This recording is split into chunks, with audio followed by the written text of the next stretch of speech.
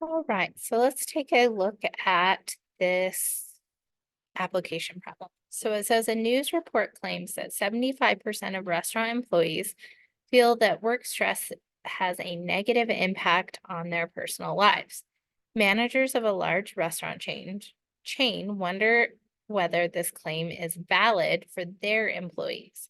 A random sample of 100 employees finds that 68 answer yes when asked, does work stress have a negative impact on your personal life? Do these data provide convincing evidence at the alpha equals 0.10 level that the proportion of all employees in this chain who would say yes differs from 0.75? So starting with our parameter, my parameter has to do with the proportion of all employees in this chain who would say yes. So P is the true proportion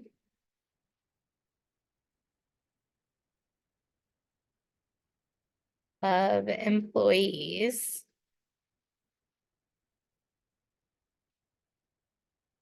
who would say yes.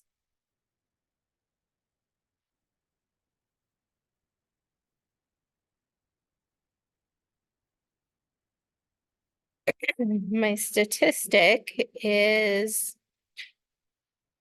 the sample that they took. So they had 68 out of 100 people. So a p hat of 0.68.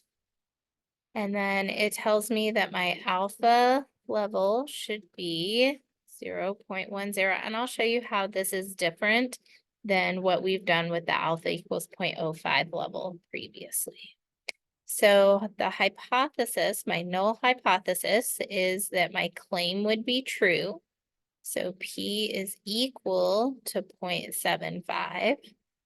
And then my alternate hypothesis says that it differs. So I don't really care if it's higher or lower. I just want to know if it's different.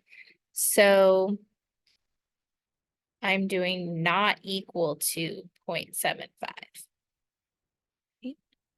The name of my procedure for my plan section is a one sample Z test for P. Conditions, my random condition is that it said I had a random sample of 100 employees. So just quote that from the problem. Random sample of 100. Okay, and then my normal condition is the large counts condition. So n times p is 100 times 0.75, which is 75, and is greater than or equal to 10. And then n times 1 minus p will be 100 times 0.25. Gives us 25, which is also greater than or equal to 10. So we've met both our normal and our random condition. Now I'm able to continue on. The mean of the statistic is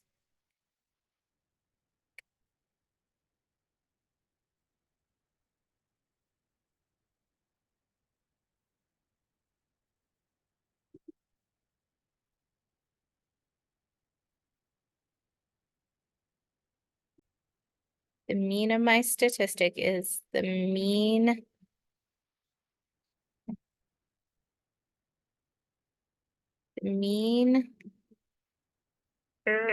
let me see if I can type it in.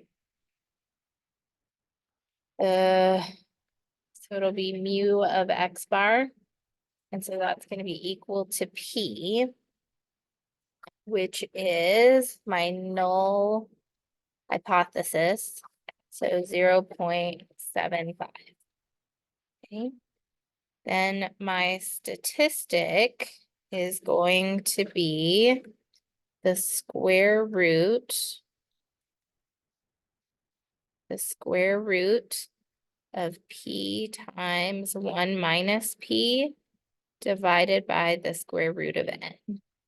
So the square root of 0.75 times 0.25 divided by 100, and that should give you 0.043.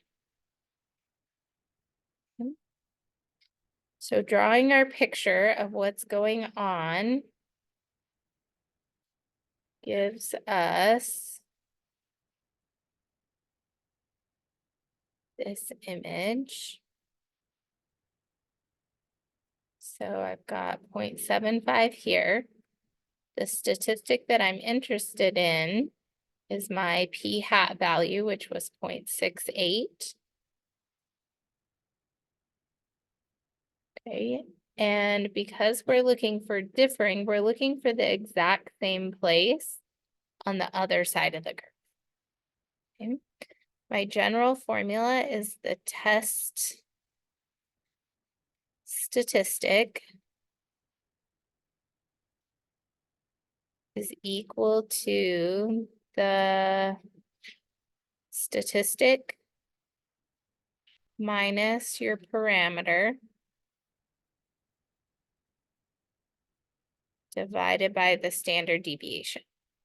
So in this case, we're looking for Z, and we're going to take P hat minus P divided by the standard deviation of P hat.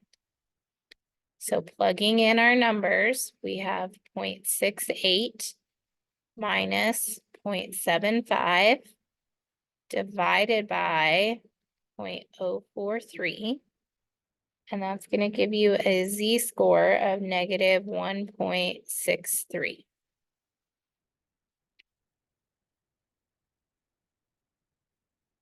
Okay, from here, I'm going to go to table A, and that value is 0.0516. And so this shows me the area here on the left. I also need to account for that area on the right. So I'm going to multiply this number by 2 and get 0.1032.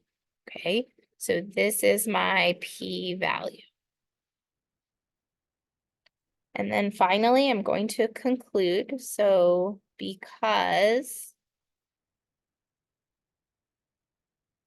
0.1032 is greater than 0.10. So now normally we've done 0.05, but because our significance level was 0.10, that's what we're comparing against. Okay, so because it's bigger than 0.05, we fail to reject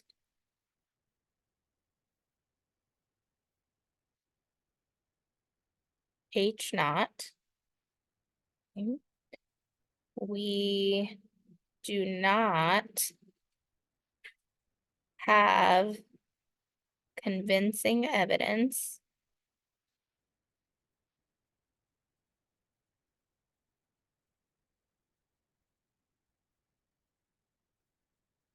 that the claim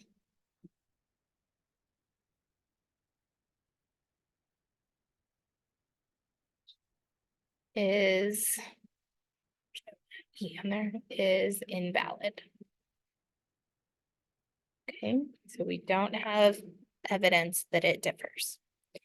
All right, so you are ready to start your practice. As always, if you need help, all you have to do is ask.